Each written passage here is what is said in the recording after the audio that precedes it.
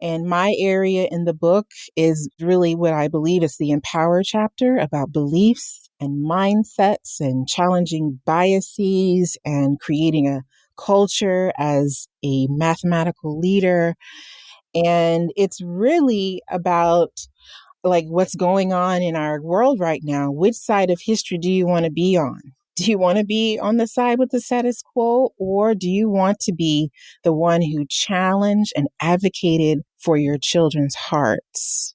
So hey, Math Moment Makers, that is Christina Lincoln-Moore, an innovative constructivist educational leader who is tenacious and profoundly dedicated to mindful project-based learning to engender formidable mathematics identities. She is currently an assistant principal, and as well, she's a featured speaker focused on the humanization of mathematics for traditionally marginalized students. Her professional presentations include the National Council of Supervisors of Mathematics, National Council of Teachers of Mathematics, and California Mathematics Council.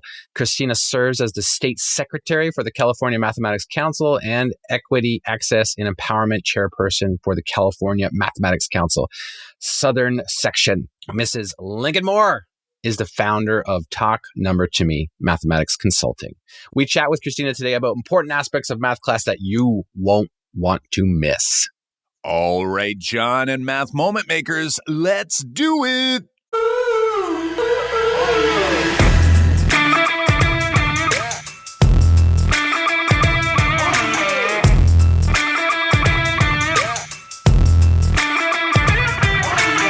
Welcome to the Making Math Moments That Matter podcast. I'm Kyle Pierce from tapintoteenminds.com. And I'm John Orr from mrorr-isageek.com. We are two math teachers who together, with you, the community of math moment makers worldwide who want to build and deliver math lessons that spark curiosity, fuel sense making, and ignite your teacher moves. John, are you ready to hop on a call with Christina, our dear friend who has joined us in our virtual summits in the past? Of course, Kyle. We are honored to bring on Christina in this episode. Awesome. Before we dive in and get to our talk with Christina, we want to thank you for listening to us wherever you are around the world. And actually, you know what? Why don't you stop right now and snap a pic of what you're doing? We love when we do this. We haven't done this in a while. Are you on a run, walking the dog, or maybe you're just enjoying your morning coffee? Stop, take a pic right now and tag us on our Facebook page at Make Math Moments or at Make Math Moments on Twitter and Instagram. We'd love to see what you are up to. After that, why not leave us a 5-star review over on Apple Podcasts? We read all the reviews of this podcast, and now we'd love to share one of those reviews. This one is from El Raka on Apple Podcasts. El Raka says, podcast for growth mindset teachers. I recommend this podcast to anyone wanting to learn how to make math moments in their classroom.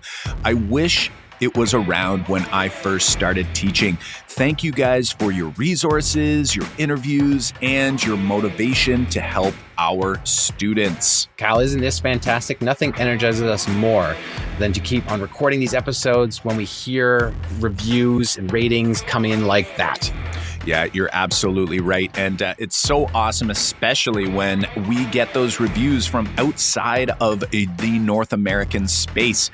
Where are you coming from? Are you coming from Australia? We got tons of listeners over there now. We have some friends from Israel now. When we check and we can see where these downloads are happening, we're seeing all kinds of new countries popping up and those download numbers going up. So have you taken 10 seconds to hit pause, scroll down in your podcast app, and go ahead and tap that 5 stars?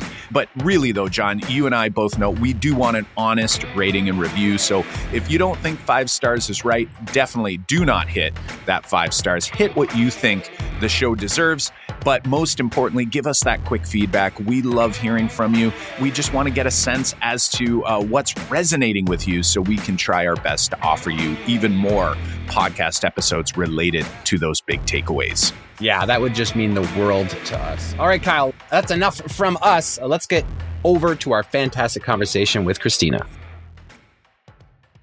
Hey there, Christina. Welcome to the Making Math Moments That Matter podcast. As always, we are so excited to have you and all of our guests on the show. How are you doing today?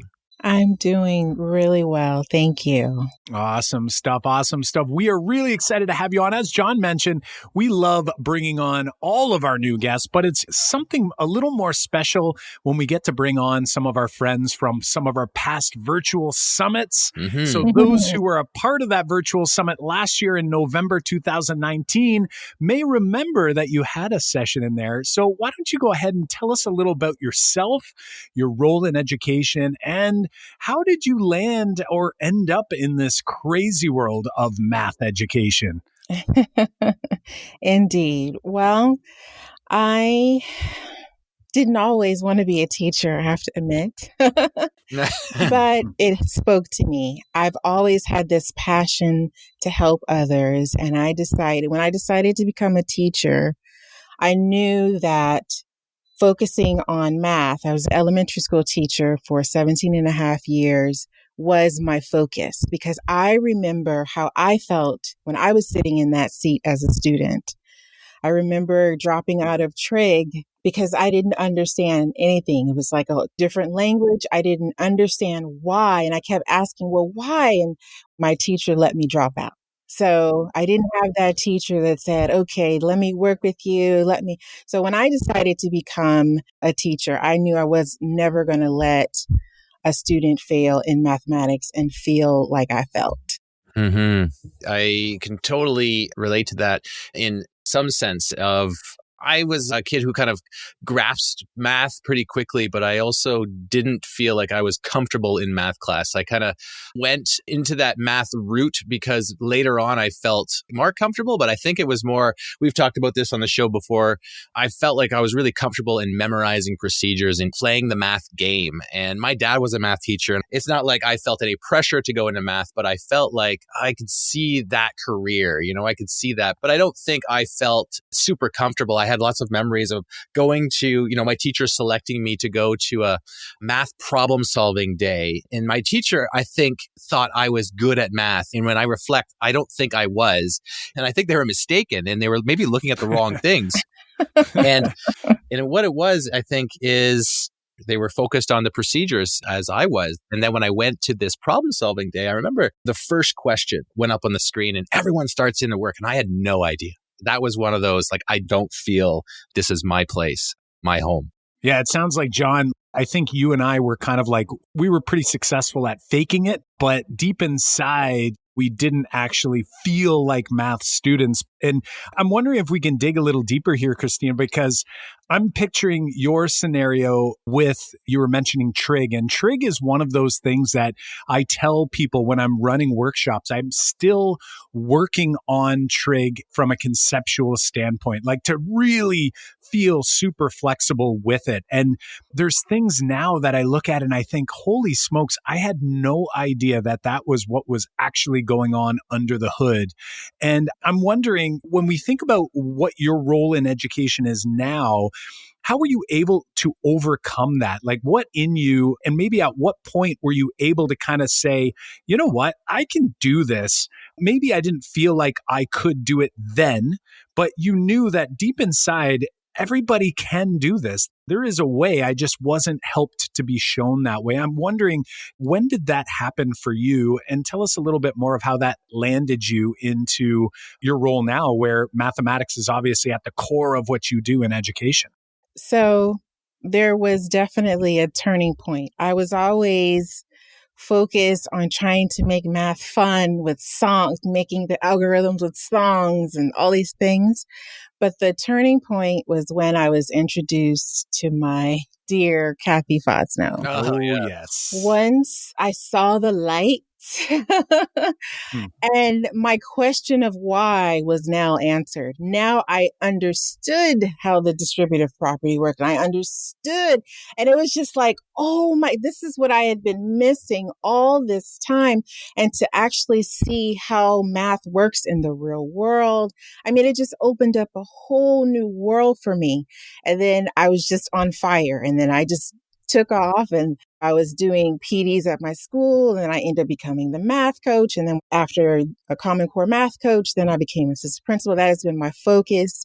The last school that I was at, they are doing really well in mathematics, and I'm very proud of that. I'm just so passionate about it. But I have to say that turning point was definitely Kathy Fosno. She's influenced a lot of what we do in our classrooms and also the work that we're doing here on Make Math Moments. And we talked to her on episode 24, and she's got so many great insights and so much great learning for us. Her landscapes of learning are helping us build out developmental units for middle school and high school students. So we've been using a lot of her work to kind of, or extend that work. But I'm wondering, Christina, what specifically do you think it was about Kathy's work? Or is it like the work, or is it her delivery? I'm just curious to get your take on what was it. So if we've got listeners here who are like, Kathy Foster, I don't know who that is, and you wanted to kind of give them a snapshot of what was it that she taught you or you learned from her specifically, what would you say is the biggest learning you had? Well, here's the thing. When I talk to teachers about Kathy Fosno, I say that she taught me as the teacher. There weren't just lessons for students, but I, as a mathematician, as a growing educator in mathematics, I was taught. It wasn't just read this lesson and do it with the kids. My own understanding grew. You were speaking of the landscape for learning. I was able then to, just listening to my students talk, I knew where they were on the landscape. And that felt so empowering. And then I had something to do with it. I knew how to question them to advance their thinking. Maya Angelou says, you do the best you can. And when you know better, you do better. So as a trained teacher, time tests, that was what fluency was. But when I learned what fluency was, because I saw what it was doing to my students, but I was like, well, I'll just make it more fun. But no, it still was hurting them. So when I learned about this beautiful world, it just changed everything in it. And it made my classroom a more happy place. And it was always a fun place. I mean, that's what it's going to be. When I was in the classroom, my discipline system, what framed my whole classroom was Kathy McLeod's Have You Filled a Bucket Today? And so that is all that we each hold an invisible bucket that holds all of the thoughts and feelings of ourselves. So we are bucket fillers. So in anything that we did, we're always bucket filling. We're filling their bucket. So I, as a teacher, am always filling my students' buckets, speaking identity into them. You are a mathematician. You are a scientist. You are a writer. You are a friend. You are a this. So that was the classroom climate that I created. But this added a whole new level because it empowered me as the teacher learner. So when a student was doing something, and even if I didn't quite understand what they were doing, I could say, oh, I knew how to question them. And it just empowered me. And I would never shut a student down because that's what I see is teachers shutting down students' thoughts and their reasoning because they don't understand it. So that's one of the things that separates to me when I learned from Kathy Fosno. It really taught me as the teacher learner. So many things are hitting me here. And I think sometimes we shut down students because we don't understand what it is they're trying to articulate. Sometimes we shut them down because we haven't seen that math isn't a one-way street, right? And it's not the procedure or the most efficient way that we're after here. We're after trying to help, and this is a Kathy word that she uses all the time, but helping kids to become more clever and really start emerging new ideas and strategies and models. And going back to the bucket filler piece, something else too that popped into my mind is we can try our best to be bucket fillers and help fill those buckets, our students' buckets. But if we're not actively filling our own buckets with content knowledge, with developing, evolving our mindset around what mathematics truly is, and maybe stepping back and thinking, maybe my current understanding isn't a complete understanding. I don't think it ever will be complete. So if I'm sitting here as I used to in the early Kyle days, my early Kyle days would be that this is how it's done. And going right back to the beginning of that last little section, you had mentioned doing songs and engaging students. And that's something that John and I can relate to. We focus so much on engagement, but Mhm. sometimes we drop the ball on that fueling sense-making piece. I've Yes. got chills here because hearing you speak kind of reminds me of my own journey, the journey I'm currently on, which is trying to evolve and trying to fill my own bucket so that I can help fill other students' buckets, and now in our roles, filling other teachers' buckets. So happy you shared Kathy and her work. We'll put her links to her episode in the show notes for those who are listening. And as John says, she continues to impact how we plan our problem-based units. So there's so much there to connect on, and I can't wait to keep diving in here. So before we get too far, I'd love to know the Making Math Moments That Matter podcast. Something that we ask every single guest that comes on the show is to describe a memorable moment from your own past, your own experience. And you've kind of reflected a little bit on that trigonometry experience. Maybe that is your math moment, or maybe there's a different moment that is a defining moment or a moment that pops into your mind. So when we say math class, what moment pops into your mind? And if it is that trig moment, feel free to elaborate on it and we can build off of that. Well, being in the classroom for a long time, I have a lot of them. But before I tell you that, I want to read just a couple of sentences from Mathematics for Human Flourishing by Francis Su. He's a professor here in California at Harvey Mudd. You cannot separate the proper practice of mathematics from what it means to be human. For you love another human being when you honor them as a dignified mathematical thinker and believe in their potential to realize their mathematical brilliance.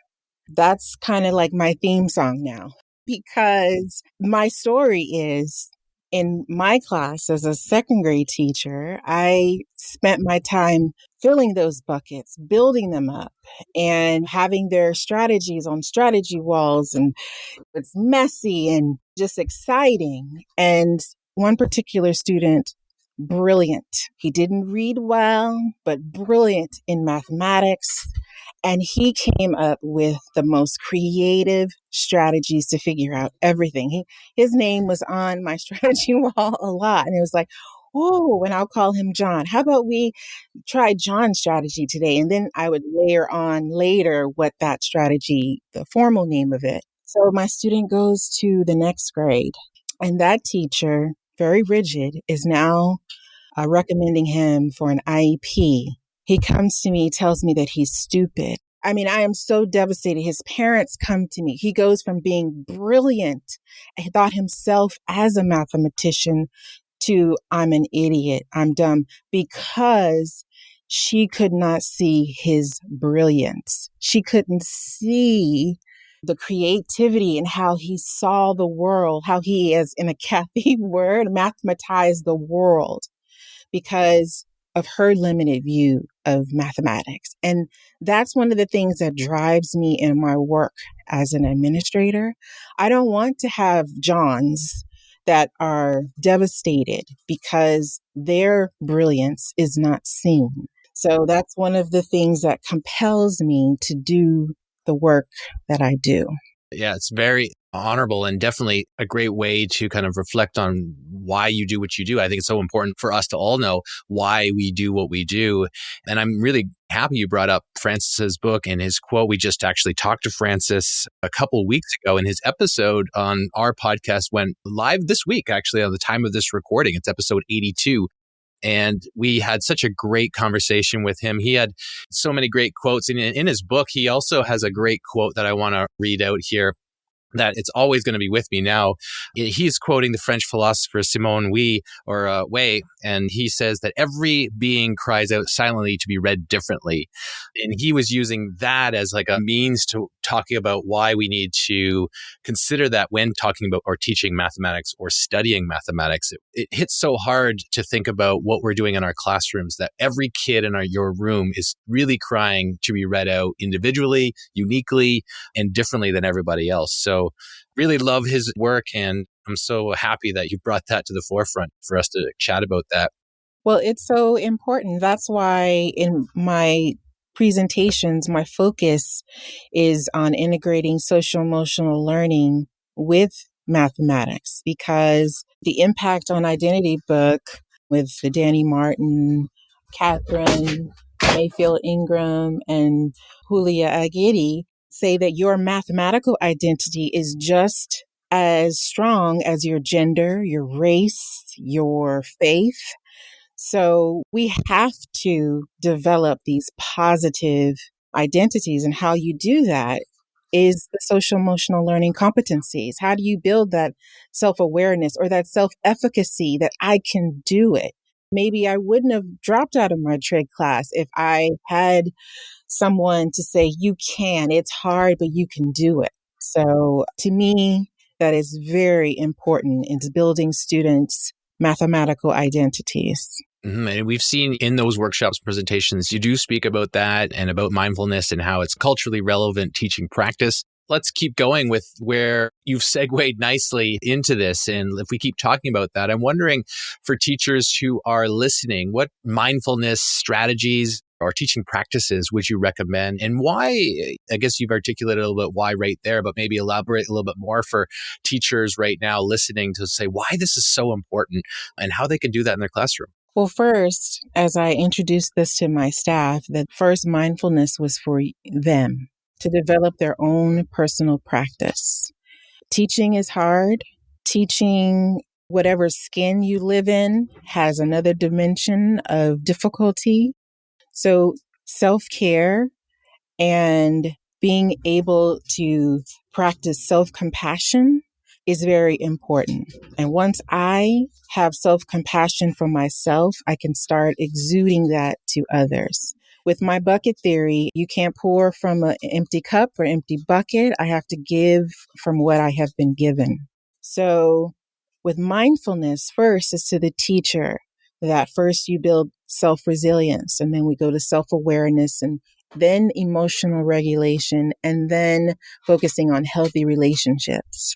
When students develop these skills, how to talk to students, how to listen to students, how to be empathetic, how to truly be kind, that's when the culture of your class and then emanates through the school changes, where that we see ourselves as each of us as valued human beings who are heard and loved, and what you are respected and cared for just because of who you are. Doesn't matter what grade you earn, doesn't matter anything. Just for being human, you're valued. And when you're a mindful leader, that is the lens that you look out from when you're making decisions, when you're talking to students. So I'm not looking at you as a data point, which a lot of administrators tend to think because we're forced to because of our testing culture. I think of you as a human being. I always say Maslow before Bloom's. What can I do first to meet those needs? And then we can go on to those other more academic needs. And that social emotional learning is not a soft skill, as it said. It is essential to life. So if we're not developing that and having that culture in our classrooms, we can say whatever we want. It's not going to be as powerful. They're not going to learn as much. I had some students who've just graduated 2020 who I had in second grade. I've been following them through Facebook and all of this. And why are these kids still trying to talk to me? It's because of the relationships that we've built. I had a former student come from Australia who was here for 1 week, and she needed to find me. She had to go through a few schools to find me. And she was graduating from college. She brought me flowers. I was doing ugly crying. And she was graduating with an engineering degree. And she was saying, I'm going to cry, saying that because of I believed in her that helped her. And she never forgot that encouragement that I invested in her. So they remember how you made them feel. And that's what social emotional learning and creating that warm culture in your classroom does. Now, I do want to say one thing about that, because some people think that social emotional learning is a vehicle for compliance, to make children become docile, to follow the rules and to control them. And that is not what it's about. It's truly about self-awareness and developing that child as a human being.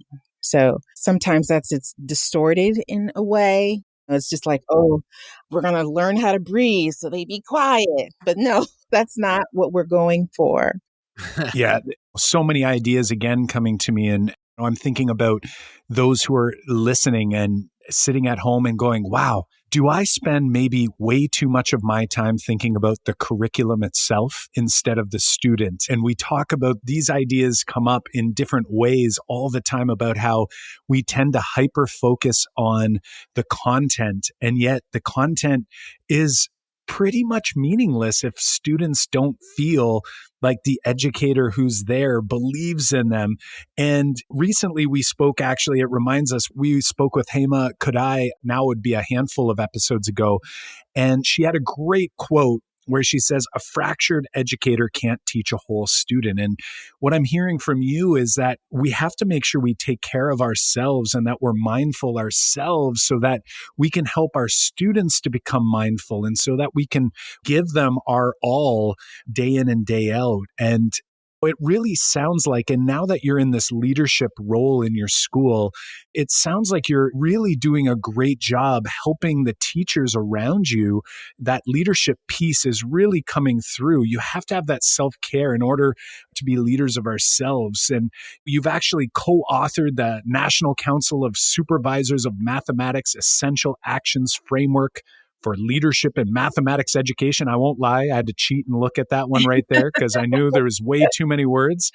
But but what do you believe? Like now I feel like it's a great segue because there's so many people listening and they're saying, okay, I'm in my classroom and I think I'm on my way. Maybe I'm not there. We're never there yet. We're always working on ourselves and on our own practice, but they're thinking of how they can help to nudge educators around themselves. So helping them with these leadership moves. I'm wondering, what do you believe to be the key areas of mathematical leadership for those who are listening and wondering, like, what can I do to be more like Christina, be more Christina in my building, in my PLC or my PLN, whatever it might be, whatever the context might be for the listener? Well, thank you for mentioning the book. And one of NCSM's thrusts is bold leadership. And we credit a lot to that to Brene Brown.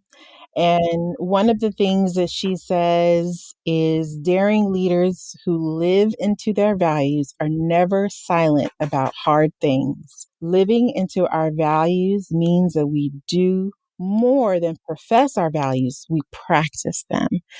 And every day as a leader and as a teacher leader, you are confronted with that choice every minute. When something happens, am I going to live into my values or I'm just going to go with the status quo? And sometimes that results in some people not liking you because you have to be honest and speak your truths. But at the end of the day, we have to do what's best for students. And my area in the book is really what I believe is the Empower chapter about beliefs and mindsets and challenging biases and creating a culture as a mathematical leader. And it's really about like what's going on in our world right now. Which side of history do you want to be on? Do you want to be on the side with the status quo, or do you want to be the one who challenged and advocated for your children's hearts? So that's what is the motivation when we're making decisions as leaders and teacher leaders. What is going to be the best for students? So that means I need to give access to challenging math courses to all students. That means that I integrate social emotional learning into my mathematics. And that ultimately means that mathematics will not be a gatekeeper, but a gateway. Yeah. The gatekeeper gateway thing is definitely holding a lot of kids back. And I think especially in high school, we have algebra and algebra 2, and they definitely are gatekeepers to go on because, in my opinion, being a high school teacher, we're working with high school teachers all the time. I feel like when I talk to elementary school teachers or primary school teachers, they have a better sense of mindfulness, of leadership, of teaching the whole child. And when you talk to high school math teachers, especially, it seems like they just say, I'm a math teacher. Why am I considering teaching mindfulness strategies? I have to teach the math curriculum. And I know that a lot of our listeners right now are not that kind of teacher. We're teachers who are right on board with teaching these things. But I think a lot of teachers listening right now have to talk to teachers like that and have to talk to parents who also might be like that. It's definitely conversations that we have with people who aren't seeing these values. I'm wondering, Christina, what could you say to help those teachers out? To say, you know what, like there's a teacher in my school that says, I'm a math teacher. There's too much content. I got to worry about that. Yeah. Let's let English handle that, or let's let the leadership class handle these other things. I have to worry about math because I think that's a real conversation in school. And I know that our listeners are like, yeah, you know what? I do have these conversations. So I'd wonder, what would you say to help those teachers out? Well, what I'm going to say now is what I said. My school is K-8. It's what I told my middle school mathematics teachers. Well, one is going back to always what Francis Sue said about teaching the human being and bringing out their brilliance. So what I recommend is that first week of school is about getting to know your students, writing down what they like, what music they listen to, really hearing them. And especially on the first day of school, let them introduce themselves. Don't butcher their name. Let them speak their identity to the room and you honor it. You ask them what pronouns they want to go by. That first week, that's building the rapport and relationship for your class. And then throughout the year, you're going to incorporate things that you learned in your classroom. And it's not just putting someone's name in a word problem. I used to think that was amazing. That was seeing what their interests are. Yeah. Yeah, you just change, Billy's name to Juan's or whatever. No, that's not it. Textbooks too. So it's definitely getting to know your students and then jumping into the mathematics. In our digital space that we're in right now, I wrote an article for NCSM, The Inspiration on how do we deal with in the pandemic, what do we do? And the title of that was Connection Over Content and Mindfulness Over Management.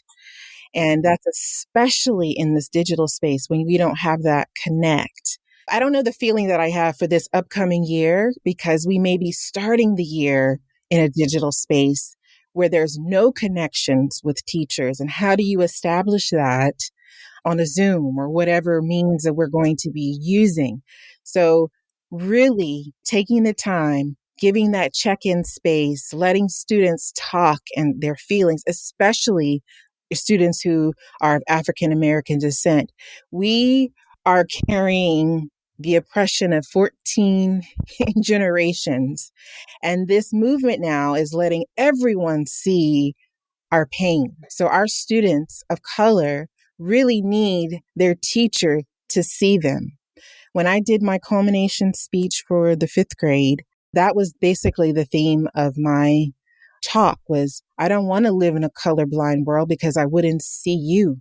I wouldn't see your brilliance. I wouldn't see your beauty. So definitely giving a space for our students and you start building those relationships because from that sets everything else. Like I remember very vividly, I was always asking my students questions and they would then change their answer until they realize, oh, that's just what we do. We get questioned. And she's doing this because she wants to push me, not because she wants to trap me or I got you.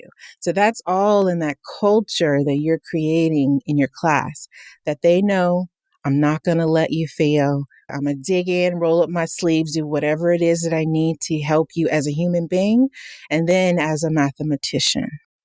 Yeah, that's so important. And I love that connection over content, mindfulness over management. What a great way to put it.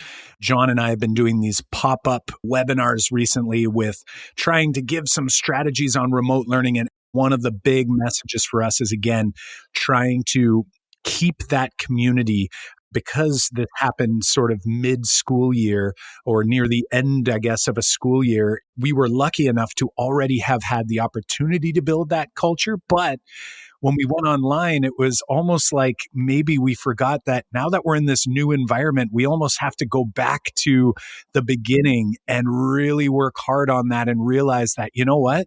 It's not back to keep going where we left off. It's let's try to make sure that that culture that we hone in and we cultivate it and we keep that culture going. And then next year, like you're saying, it's going to be even more difficult if we are in this sort of blended or even fully online environment. So that will be crucial, especially, I mean, every year it's crucial to build community in our classrooms in a face-to-face environment, but even more so now. And I love how this all ties back to coming back to knowing our learners and knowing who they are. Now, as you know, John and I, we are both white guys here. We have no idea what different marginalized groups have gone through. And I'm wondering, and I know this is sort of just popped into my mind here, but if there's other white math educators out there who are, I'll tell you right now, for many years, I would avoid those types of conversations, right? And John and I have really pushed ourselves recently to say, you know what, we've got to figure this thing out. And we're still well into the beginning of this journey. But do you have any tips for guys like John and I who are there going, okay, how do we approach this?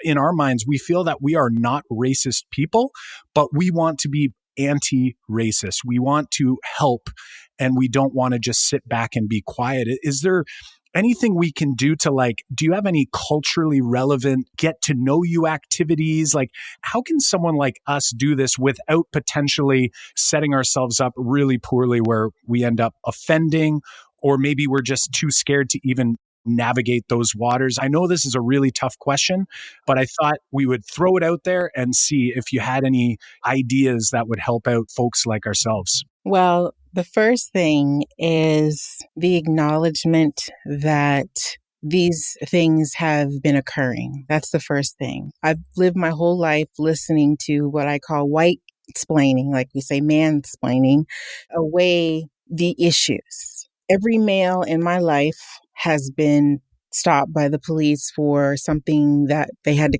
quickly decide what it was. Everyone, every single one. So these issues have plagued us from the moment the first African set foot on this continent. But I would say, as an educator, just like what we were saying earlier with Francis Sue's quote, that mathematics is not just the algorithms and whatever, it's the whole person. So you need to see me, the whole of me, in mathematics class. I shouldn't have to check who I am at the door to learn mathematics. So that's one of the things of changing that and welcoming in all of who your students are in your mathematics class. So that's the value of learning about them in the beginning, to see them and then how you can incorporate who they are into your classes, and incorporating people of color. You know, the world is not just Europe, but that's the focus in our history class, you know, so it's showing all of who you are. And I would say that we need you, white guys. We need you to be our allies, because I should not, as a Black woman, be the one to always call out racism. I should not be the one to say, wait, I'm not going to do that, or this policy is unacceptable. Why are you putting this child in this class? I should not be the one. I need you to call it out. And how you do that is to educate yourself. There are so many amazing books to help those who do not understand can educate themselves. In education wise, I would definitely say Culturally Responsive Teaching and the Brain by Zaretta Hammond. My favorite book that it's like, I have like 3 of them and I keep them in different places in my house because I love it, is The Impact of Identity in K-8 Mathematics. And then, of course, the work of Rochelle Gutierrez. She's the lead editor, but Rehumanizing Mathematics for Black, Indigenous, and Latinx students. But that's specific to mathematics. But for just in general, How to Be an Anti-Racist by Ibram Kennedy. But I would say this is something that I'm struggling with for myself as well as my children. Every year, as educators, sometimes educators are not the best parent teachers. we're like, Yeah. oh. So every year before school starts, I send an email to each of the teachers. My children are in high school. Actually, this year, to the history teacher, I sent an email, said, are you going to be incorporating the 1619 project? I have a list of resources. I put a Google Drive link. I'm in English class. What books are you reading? I'm always asking those questions because I want my child's identity to be valued in the classroom. It hasn't always happened that way, but I'm not going to keep asking those questions. So I think being open to hearing your students, hearing their stories, making sure all of who they are welcomed in the classroom, and educating yourself. I would say those would be the things definitely that would help you become an anti-racist.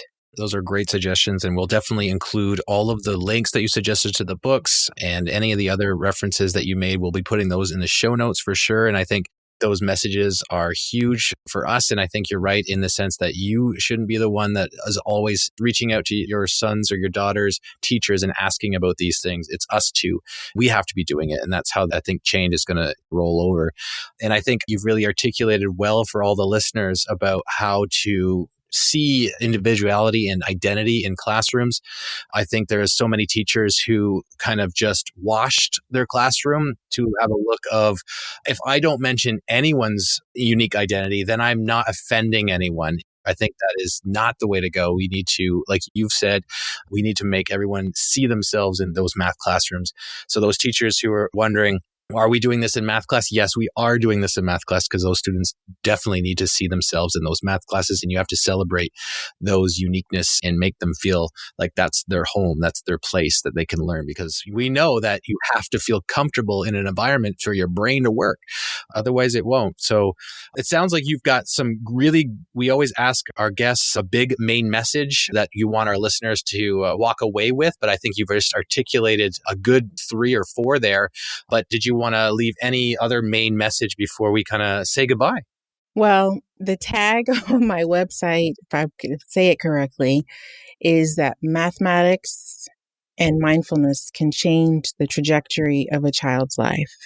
And I 100% believe that, because if we empower them as a human being and affirm who they are, speak into their lives that you can do it. It's going to get increasingly hard, but you can do it. That will change what major they major in college with. That will completely change the trajectory of their lives, because we want the beauty and brilliance of all types of minds. I am the belief that our society has been robbed of all the brilliance of Black minds because they have not gone into mathematics. So if we truly empower all of our students using these tools, we can change our world, truly. That is awesome. And I really appreciate you tackling my question, my off-the-cuff question. We are going to include the links to those books that you've recommended, which I think is great. We'll be adding it to our reading list as well. And we really like that takeaway. And I think you're absolutely right. Regardless of background, math is something, it can truly change the trajectory. And that is so important in mindfulness as well. So thank you so much for spending time with us. Where can people find out more about you? You mentioned that is a tagline of your website. What's your website and how can they get connected with you? It's talk number to me. That's my trademark. So it's talknumbertome.com, and it's 2, the number 2. And that's my website. I speak at different conferences for different, I do professional development, different things. Right now, I'm working with Amplify on some things. So I'm just very excited about these opportunities. And I'm working on my doctorate. Yes, nice. I'm not busy at all. Wow. And so I'm always looking forward for opportunities to partner with my fellow mathematicians to build the identity of our students. That's fantastic. That's fantastic. We'll definitely get that website in there. We ask you as if we don't know, but we have your social profile. So we will add that to the show notes as well. And hopefully, if we and the Math Moment Maker community are lucky, you'll be back with us at the next virtual summit. So thanks so much, Christina, for hanging out with us today. It really is truly an honor to be able to speak with you and to share your voice with our audience. And we'll be in touch soon, I'm sure. Well, thank you for having me. Thank you. Well, there, John, it was awesome to welcome Christina onto the show. I know it is a long time coming because Christina actually joined us on our first Make Math Moments virtual summit back in 2019. And it has taken us a while to find a date to sit down and chat with Christina, but I'm so happy we got to bring her onto the show. You can tell from the excitement in her voice that she really loves this work around mathematics and again around access and equity for all students. We love that. And again, thank you so much to Christina for joining us on this episode of the podcast. Yeah, it was a pleasure to chat with her. And actually, she's just a wonderful person. I hosted the session over on the virtual summit in November of 2020. And she just radiates, like you said, Kyle, enthusiasm and happiness about what she's doing for students across the world. So awesome that we got a chance to talk to her. So as we wrap up this episode, in order to ensure you don't miss out on new episodes as they come out each week, be sure to subscribe over on Apple Podcasts or your favorite podcast platform. Yes, and if you're liking what you're hearing, please share the podcast with a colleague and help us reach a wider audience by leaving us that rating and review on Apple Podcasts, on your favorite podcast platform, tweeting us at Make Math Moments on Twitter or Instagram and on Facebook, and be sure to hit that subscribe and notification bell on Facebook and YouTube. Mm-hmm. Show notes and links to resources from this episode, as well as full transcripts, can be found over at makemathmoments.com/episode 116. Again, that's makemathmoments.com/episode 116. All right, my Math Moment Maker friends, until next time, I'm Kyle Pierce. And I'm John Orr. High fives for us. And a big high five for you too.